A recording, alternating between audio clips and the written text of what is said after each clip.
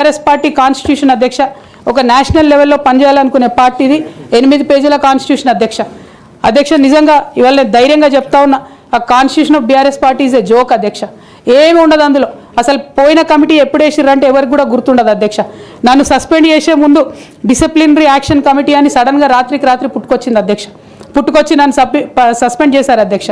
కనీసం నన్ను పిలవాలా, కనీసం షోకాజ్ నోటీస్ ఇవ్వాలా, పోనీ ఇవ్వలేదు, ఎమర్జెన్సీ పవర్స్ వాడి అధ్యక్షుల వారే సస్పెండ్ చేశారు అనుకుంటే తర్వాత కనీసం ఫైనాలిటీ ఆఫ్ ది ఆర్డర్ కోసం అధ్యక్ష అపిలేట్ రూట్ తీసుకుంటే కనీసం తర్వాత ఎక్స్ప్లెనేషన్ అడగాలి అధ్యక్ష.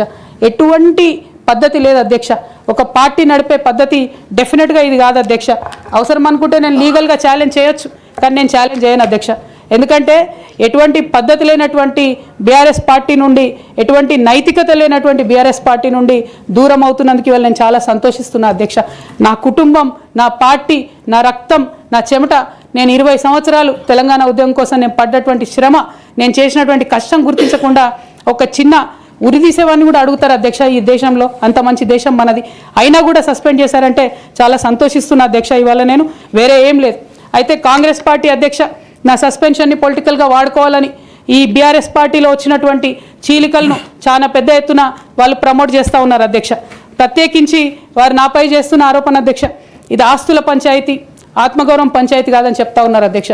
నేను ఇవాళ మీ ద్వారా తెలంగాణ ప్రజలకు చెప్పదలుచుకున్న అధ్యక్ష నాకు దైవభీతి ఎక్కువ అధ్యక్ష. దైవ భక్తురాలు నేను. లక్ష్మీ నరసింహస్వామి మా ఇంటి దేవుడు అధ్యక్ష. ఆ లక్ష్మీ నరసింహస్వామి మీద ప్రమాణం చేసి చెప్తా ఉన్నా అధ్యక్ష. ఒక మహిళగా నాకు 2 కొడుకులు ఉన్నారు అధ్యక్ష. వాళ్ళిద్దరి మీద ప్రమాణం చేసి చెప్తా ఉన్నాను, నాది ఆస్తుల పంచాయతీ కాదు అధ్యక్ష, నాది ఆత్మగౌరవం పంచాయతీ. నేను ఏ విషయమైనా, ఉద్యమకారుల విషయమైనా, బీసీల విషయమైనా, మహిళల విషయమైనా ఏదైనా నిలదీసి అడిగినా అధ్యక్ష, రేపు కూడా అడుగుతా అధ్యక్ష. అందులో ఎట్టి పరిస్థితులలో కాంప్రమైజ్ అయ్యే విషయమే లేదు అధ్యక్ష.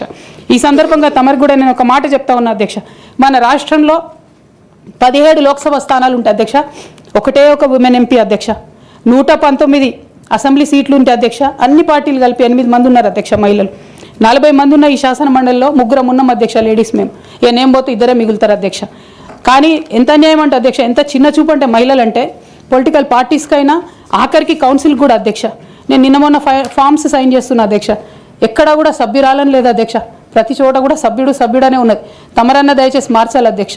ఈ మొత్తం 4 కోట్ల మంది ప్రజల్లో అధ్యక్ష మహిళల యొక్క పర్సెంటేజ్ అధ్యక్ష మన రాష్ట్రంలో ఇంత అధ్యక్ష, 0.00003% అధ్యక్ష. ఇది మాకుండే రాజకీయమైనటువంటి రిప్రజెంటేషన్ అధ్యక్ష. రాజకీయంగా ప్రజల మధ్యలో కానీ, పార్టీల మధ్యలో కానీ మాకున్నటువంటి రిప్రజెంటేషన్తో మేము ఆడవాళ్ళ కష్టాలు ఎవరికి చెప్పాలి అధ్యక్ష? ఒకనాడు కేసీఆర్ గారు అన్నారు అధ్యక్ష, ఈ